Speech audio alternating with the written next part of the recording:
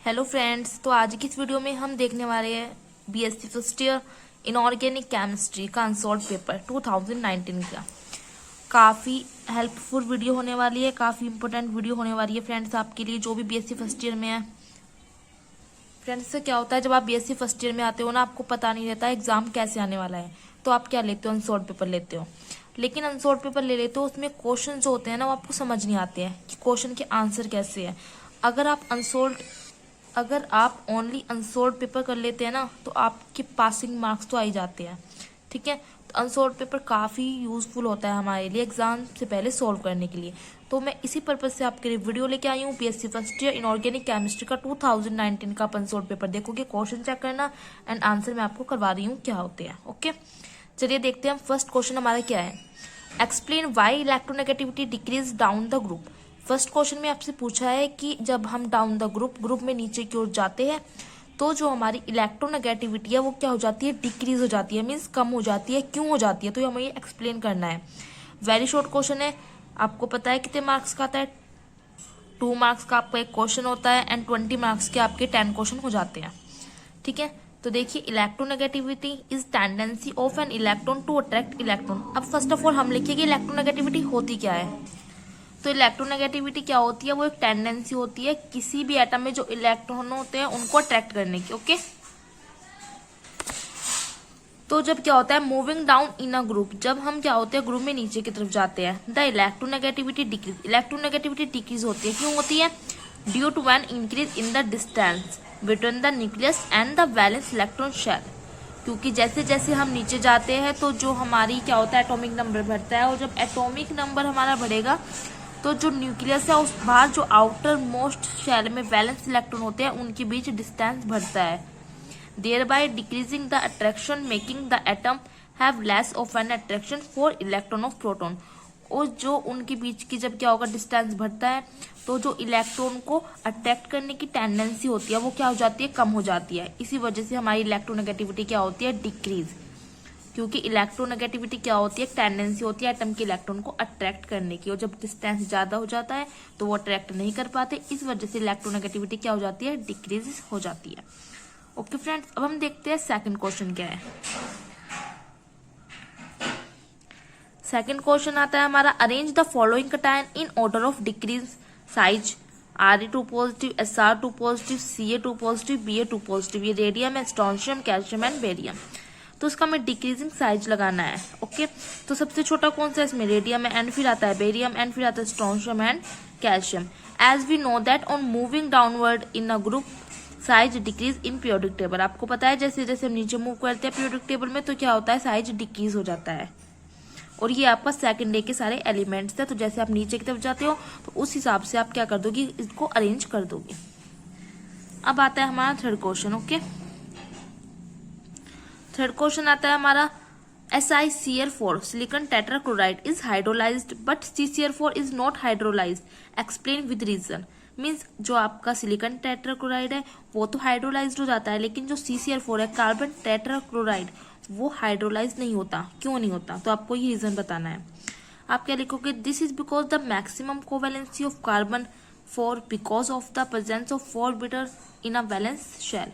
क्योंकि जो कार्बन है उसकी जो मैक्सिमम कोवैलेंसी हमको पता है कितनी होती है, 4 होती है, 4। बिकॉज क्यों होती है, क्योंकि उसके पास क्या होते हैं, presence of 4 orbital in a valency shell. उसके वैलेंसी शेल में सिर्फ 4 ऑर्बिटल प्रेजेंस होते हैं। In CCl4, this covalency is completely satisfied with 4 chlorine bond। तो CCl4 में जो हमारी जो कार्बन की कोवैलेंसी है वो सेटिस्फाइड हो जाती है 4 क्लोरीन एटम से। Okay, therefore it has no tendency to react with water.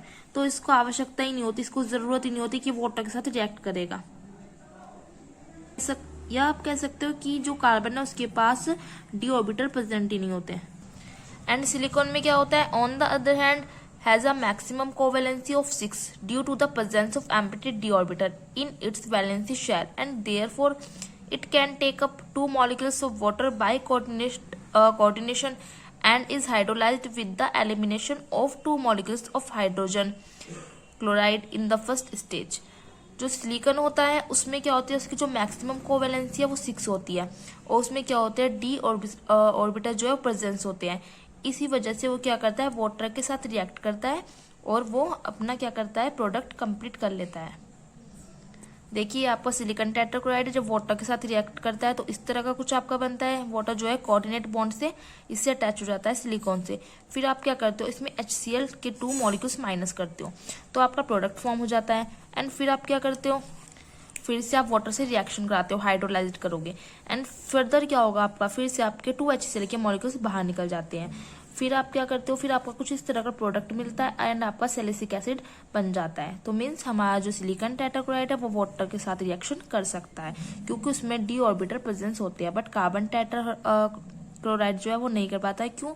क्योंकि उसके पास d ऑर्बिटल प्रेजेंस नहीं होते। अब हम आते हैं नेक्स्ट क्वेश्चन पे। ओके, नेक्स्ट क्वेश्चन हमारा, which one is more covalent, SnCl2 और SnCl4? इन दोनों में से SnCl2 या SnCl4 में से आपका कौन सा ज्यादा कोवेलेंट है? SnCl4 will be more covalent, तो हमारा SnCl4 ज्यादा कोवेलेंट है किससे, SnCl2 से। क्यों है? This is because in SnCl4 the SN4 positive ion has smaller size and greater charge than SN2 positive ion in SnCl2। क्योंकि जो SnCl4 में मैं कहूँ तो SN4 पॉजिटिव इस पे क्या होता है, चार्ज होता है। तो क्या है, इसका साइज तो स्मॉल है बट क्या है, ग्रेटर है चार्ज, अगर हम SN2 पॉजिटिव के कंपेयर में देखें तो इसलिए क्या होगा, ज्यादा कोवेलेंट होगा। As a result SN4 positive ion will polarise the Cl negative ion more strongly than SN2 positive ion. और जब हमारे SN4 पॉजिटिव जो है SnCl4 पे ज्यादा पॉजिटिव चार्ज है, ग्रेटर चार्ज है, तो वो क्या करेगा, जो नेगेटिव चार्ज है उसको ज्यादा अट्रैक्ट करेगा। इसीलिए हमारा SnCl4 क्या है, ज्यादा कोवेलेंट है। अब हम जाते हैं अपने 5 क्वेश्चन पर। ओके, 5th क्वेश्चन पे आपसे क्या पूछा, an electron is present in 4f subshell, find the possible value of N, L and M। आपका कोई इलेक्ट्रॉन जो है प्रेजेंट है 4f सबशेल में, तो आपको निकालनी है पॉसिबल वैल्यू किसकी, N, L एंड M की। अब आपको पता है N तो आपका ये होता है जो भी आपको दे रखा हो नंबर, आगे जो भी डिजिट है वो आपका क्या होता है, N होता है। ओके, पता है आपको मेन क्वांटम नंबर होती है ये। तो N तो होगा आपका 4। आपसे L और M की वैल्यू भी पूछी है।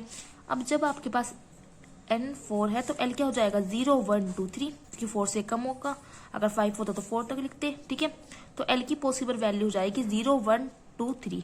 एंड M जो है L पे डिपेंड करता है, तो M की वैल्यू क्या हो जाएगी, 0 के लिए 0 हो जाएगी, एंड 1 के लिए +1 0 -1 वैल्यू हो जाएगी, 2 के लिए +2 +1 0 -1 एंड -2, एंड 3 के लिए +3 +2 एंड +1 0 -1 -2 एंड -3 हो जाएगी। इस वीडियो में फ्रेंड्स मैं आपको सिर्फ 5 ही क्वेश्चन कराऊंगी क्योंकि वीडियो काफी लेंथी हो जाएगी। 5 क्वेश्चन मैं आपको नेक्स्ट वीडियो में कराऊंगी। अब आपको क्या करना है, मैं वीडियो को स्टार्टिंग से दिखाऊंगी, वीडियो को पॉज करना है एंड अपने नोट्स को प्रिपेयर कर लेना है। अगर आपको वीडियो अच्छी लगती है तो लाइक करना है, शेयर करना है एंड कमेंट्स करके मुझे बताना है। तो चलिए आप अपने नोट्स को कंप्लीट कर रहे, मैं वीडियो को पॉज दिखा रही हूँ, आपको पॉज कर लेना है। ओके,